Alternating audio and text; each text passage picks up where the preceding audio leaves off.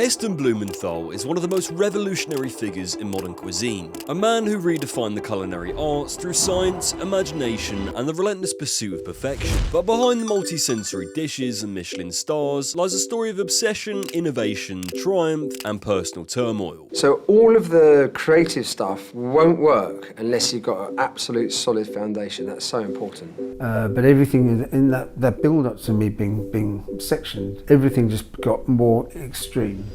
Born in Shepherd's Bush, London in 1966, Heston Blumenthal was the eldest of 3 children to a Jewish-born Rhodesian entrepreneur father and his English secretary mother. His relationship with his mother was fraught, never acknowledging his later achievements and having described her as a frequently angry woman who struggled to offer parental love. "I grew up being called useless and stupid. I don't ever remember if she was aware of it. It had a big effect on me, but also in the positive, because I wanted to prove the world I wasn't stupid." At the age of 16, Heston visited a multi-Michelin star restaurant called l'Estour de Beaumanière in Provence, France. During this meal, the gastronomic spark was lit. He was transfixed, not just by the food, but the sensory experiences. The sound of fountains, cicadas, the heavy smell of lavender, and the sight of waiters carving lamb at the table. When Heston started learning to cook, he was inspired by many French chefs, including Alain Chapel, through the cookbook series La Recette Originales, which would form an essential base to Heston's perception of food. Another pivotal moment in transcending Heston's mind was when he read On Food and Cooking, The Science and Law of the Kitchen by Harold McGee in the mid-1980s. This book challenged kitchen practices such as searing the meat to seal in the juices and made Heston develop a totally different attitude towards cuisine that basically boiled down to question everything. After leaving school at the age of 18, he did a week's trial at Raymond Blanc's Le Manoir before leaving. He left because Heston learned best through self-education, reading French culinary texts and manuals on food science. Going to the manual with Raymond Blanc spurred me on, but it spurred me on in a different direction. Maybe if I'd gone to a smaller kitchen and was a bigger cog in a smaller wheel, I wouldn't have felt the need to go down my own path, and maybe I wouldn't have ended up this way.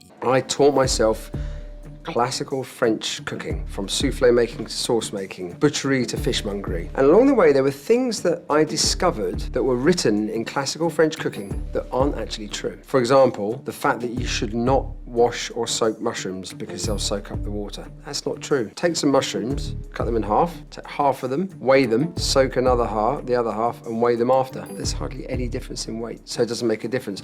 Probably the biggest kitchen law that is not true, and you must have heard this: brown the meat to keep in the juices.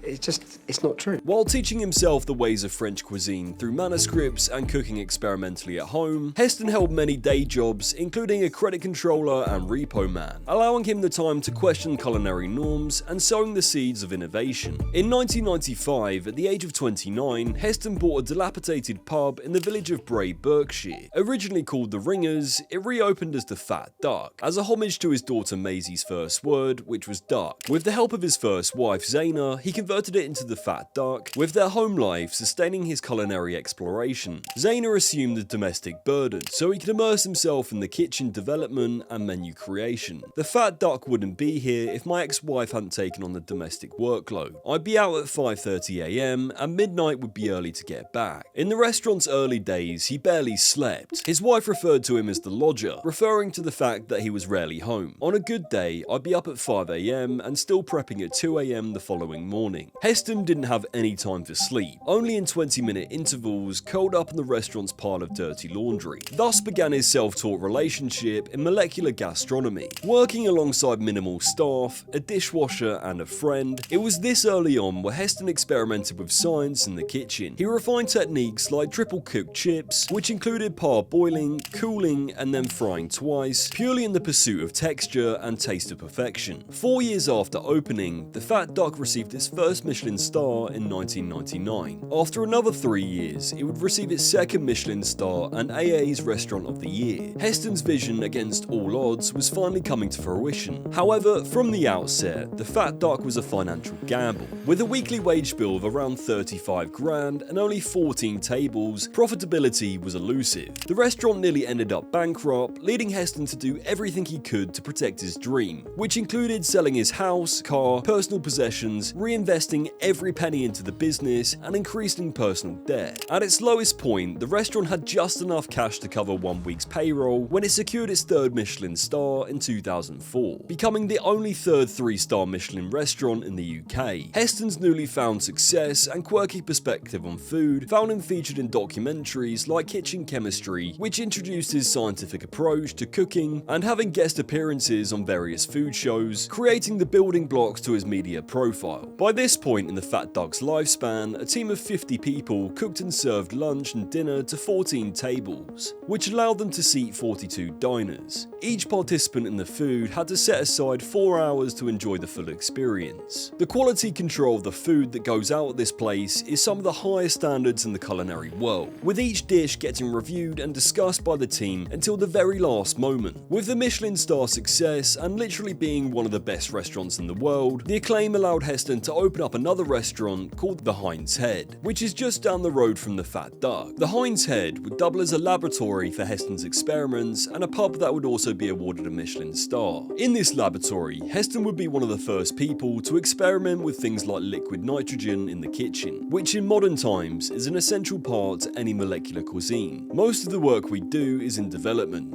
stuff that might seem really boring. You can't get the more theatrical, creative, fun stuff, which is absolutely essential for certain areas of the menu, without all the tireless work at base level. 90% of all our experiments are what a lot of people would think quite dull. So we might take vanilla ice cream, we might take 6 vanilla ice creams, and in the same recipe, apart from the egg yolk content, we might just change the egg yolk content to look at how the vanilla flavour is released. We might do 6 ice creams, one with white sugar, one with brown sugar, one with honey, one with glucose, to see how the sweetness affects the taste, to see how long they stay in the texture for, how long it takes them to melt. So all of the creative stuff won't work unless you've got an absolute solid foundation. That's so important. In 2005, the Phat Duck was crowned the world's best restaurant by Restaurant Magazine, overtaking culinary heavyweights like El Bulli. El Bulli was a restaurant in Catalonia, Spain, which was run by Ferran and Adrià, who alongside Heston became one of the most influential chefs in molecular gastronomy.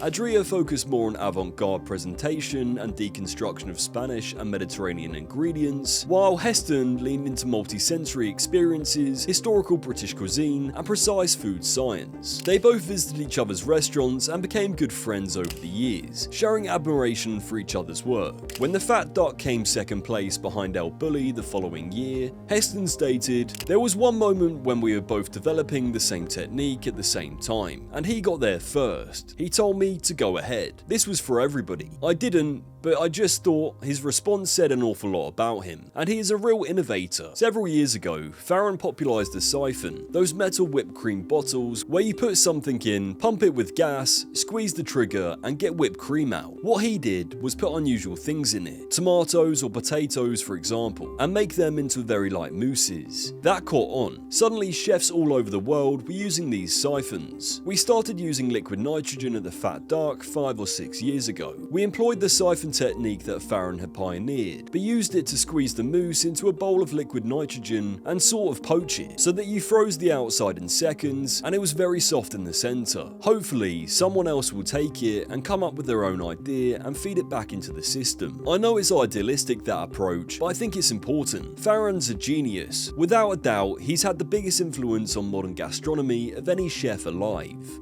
For me, science is important in cooking for several reasons, and particularly in restaurant cooking. Because if you were to cook, let's say you have 3 or 4 or 5 dishes that you love to cook and you think you're really good at, and you think all the people that eat it will love it, you cook those dishes. You can almost do it with your eyes closed. It's intuitive. It's got just about cooking with touch and taste. The kitchen environment is very different. In a gastronomic kitchen, I think many people don't realise this, a bit like an orchestra. No one person will cook a dish from the beginning to the end. So that means you have to get consistency is the most important thing. Some of Heston's most infamous dishes in his theatrical experience include bacon and egg ice cream, snail porridge, mock turtle soup, and Sound of the Sea, a kingfish course served with ocean sounds through headphones. Through his work on these dishes, he also collaborated with Oxford psychologists to find out exactly why and how senses shape perception. I often get asked, do I I think, is cooking, is it a science or an art? Well, they're both involved. It's hard for a chef to call himself an artist because it sounds a little bit pretentious. But I would say the most important thing with food, from our point of view, not that you need it to live, of course, but for giving pleasure, the most important thing for pleasure is this, it's the brain. So the ingredients and the senses and the techniques and the way that we cook the food all send signals ultimately to the brain, and they give us pleasure with our food. You know, we think about, oh, chefs are creative, scientists are not creative people. Some of the most creative people I've met are scientists. Just because they got a white coat on and a clipboard, they still have lots of ideas. And cooking, for me, works very similar to the science that I've experienced, is that chefs can learn a lot from scientists, but scientists can learn an awful lot from chefs. During this incredible wave of success, Heston stepped further into the media world, creating the show In the Search of Perfection, which saw Heston creating what he saw as the perfect version of classic British dishes. This show helped to elevate his status as a culinary innovator and brought his fat duck ideologies to a wider audience. This show would then be followed by Heston's Feast in 2008, which created historical and fantastical banquets based on different time periods. Thanks to the sheer spectacle of the food Heston was creating, the show became one of his most well-known and imaginative shows. On the 31st of January 2011, Heston opened another restaurant called Dinner by Heston Blumenthal, which received a Michelin star within a year of opening and then a second in 2014. It was also around this time where Heston began a 12+ year relationship with Waitrose, which offered a variety of science-based food products. For the next 10 years, Heston stayed on top of his game, both in the kitchen and on the media front, receiving an OBE, an honorary doctorates, GQ Personality of the Year award, and a Lifetime Achievement award for his contributions to modern gastronomy. Despite outward success, Heston struggled privately with undiagnosed bipolar disorder and earlier ADHD, which was diagnosed in 2017. In November 2023, after a manic episode during a French holiday, he was sectioned by his wife Melanie. He experienced hallucinations, suicidal ideation, and severe weight loss, losing about 28 kilograms. As a result, he spent 20 days in the psychiatric ward and another 40 days in a therapeutic clinic. The experience, though traumatic, which was described like prison with no shoes or phone, ultimately helped him reflect and heal. He now manages his condition with medication, routines, mindfulness, meditation, and regulated sleep. Recalling his workaholic first decade on the Fat Duck, he said, "I was sleeping 20 hours in a whole week. We chefs think we're the fourth emergency service." Since his discovery of his bipolar disorder and journey of recovery, Heston has been extremely open about his experiences, first conducting an interview with his new partner Melanie on Newsnight in November 2024, which detailed his whole experience. Living for 50 years with bipolar and having no idea, it took the hospitalisation and the diagnosis for me to realise. So, but how would I have known? And how would I have, if I met somebody that said they were bipolar, I wouldn't have known how to talk to them. Heston was alone at home, and the moment for me is a danger to himself. And I went through a period where I was hallucinating, but I was hallucinating touch as well. I looked this up, and you can, when it gets quite extreme, you can hallucinate sounds, touch, and I saw a gun on the table, but there wasn't a gun there. But everything in that build-up to me being sectioned, everything just got more extreme. With the doctor said, look, all of his vitals were out of the roof. 3-4 days later, he would pass away. That was the first thing that she told me. Everything was breaking down, but it didn't feel that way. You were cool, you. And yeah, it would have been that way till it was too late. Yeah, she saved my life. I don't know if this was whatever they injected me with, the sedative, or it was an extension of my extreme bipolarness, because if it was that close and things were shutting down. I remember her asking me, the doctor came in and asked me, what day is it today? No idea. My diagnosis was such a surprise, but it was a kind of relief.